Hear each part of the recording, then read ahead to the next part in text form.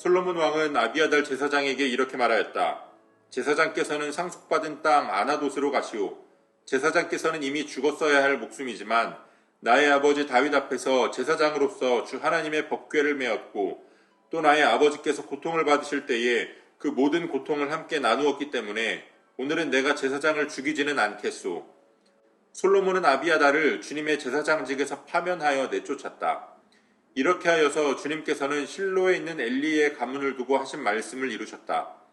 이런 소문이 요압에게 들렸다. 비록 그는 압살롬의 편을 들지는 않았으나 아도니아의 편을 들었으므로 주님의 장막으로 도망하여 제단불을 잡았다. 요압이 이렇게 주님의 장막으로 도망하여 제단 곁에 피하여 있다는 사실이 솔로몬 왕에게 전해지니 솔로몬은 여호야다의 아들 브나야를 보내면서 가서 그를 쳐 죽여라 하였다. 브나야가 주님의 장막에 들어가서 그에게 말하였다.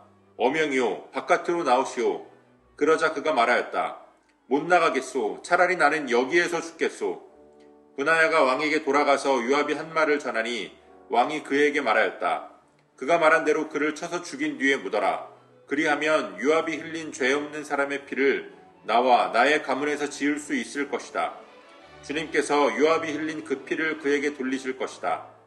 그는 나의 아버지 다윗께서 모르시는 사이에 자기보다 더 의롭고 나은 두 사람, 곧 넬의 아들인 이스라엘 군사령관 아브넬과 예델의 아들인 유다의 군사령관 아마사를 칼로 죽인 사람이다.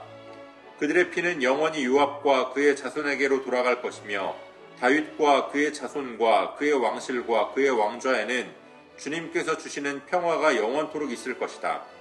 이에 여호야다의 아들 브나야가 올라가서 그를 쳐 죽였다. 요압은 광야에 있는 그의 땅에 매장되었다.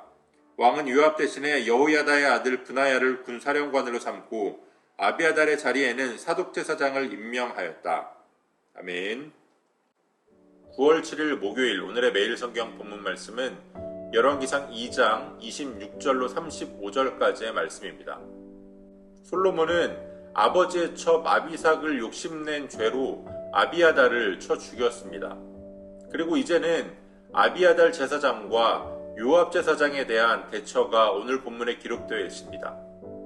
먼저 아비아달 제사장에 대해서는 그가 다윗 왕 앞에서 제사장직을 잘 감당한 것을 고려하여 그를 처형하지는 않고 아나돗 땅으로 보내게 됩니다. 이로써 하나님께서 엘리 제사장 가문에서는 대제사장이 나오지 못하리라고 예언하신 말씀이 성취되게 됩니다. 그러나 요압의 경우에는 처형을 피할 수가 없었습니다. 그는 왕을 위한다는 명목으로 또 자신의 권력을 유지하기 위한 명목으로 이스라엘의 평화를 깨트릴 수 있는 아주 위험한 일을 했던 자입니다. 그는 무죄한 피를 흘렸습니다. 그리고 그 피 흘린 죄에 대한 대가는 피로 갚아야만 합니다. 이제 솔로몬은 요압을 처형함으로 말미암아 요압의 피로 그가 흘렸던 무죄한 피들을 씻어버립니다. 사적인 복수를 위해 또 자신의 권력을 유지하기 위해 흘렸던 피가 결국은 자신에게 돌아오게 된 겁니다. 아비아달과 요압 모두 처음부터 그들의 삶이 귀양을 가야 할 만한 삶이었거나 또 처형을 당해야 할 만한 삶이 아니었습니다. 다윗 앞에서 제사장의 역할을 잘 감당했고 또 군사령관의 역할을 잘 감당했습니다. 그러나 끝까지 하나님의 편에 서지 못하고 끝까지 하나님의 뜻을 바르게 분별하지 못함으로 말미암아 결국 이들은 스스로 심판의 자리로 걸어갔습니다. 우리는 하나님의 영광을 위하여 창조되었습니다. 우리가 하나님 앞에 영광을 돌리는 우리의 창조의 목적에 맞게 살아갈 때에 하나님께서 우리와 동행하시며 우리의 삶에 모든 필요를 채워주시고 또 우리를 모든 고난과 모든 환난 가운데서 건져주십니다. 그러나 우리가 하나님의 영광보다도 나 자신의 만족과 유익을 추구하며 살아가게 될 때에 우리는 결국 스스로 멸망으로 걸어가는 길을 걸어가는 것과 마찬가지입니다. 하나님께서 우리를 창조하신 창조의 목적을 잊지 않고 하나님의 영광을 나타내며 하나님을 기쁘시게 하고 또 하나님으로 인해 기쁨을 누리며 살아갈 수 있는 저와 여러분들이 되어주시기를 소원합니다.